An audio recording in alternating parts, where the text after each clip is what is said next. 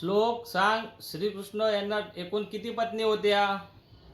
16,108. श्रीकृष्ण यांना टोटल 16,108 पत्नी होत्या, परंतु 8 या त्यांच्या मुख्य पत्नी होत्या आणि ज्या 16,100 पत्नी होत्या त्या त्यांनी नरकासूर या राक्षसाच्या तावडीतून त्यांची सुटका करून त्यांना समाजामध्ये मान देण्यासाठी त्यांच्याशी लग्न केले होते.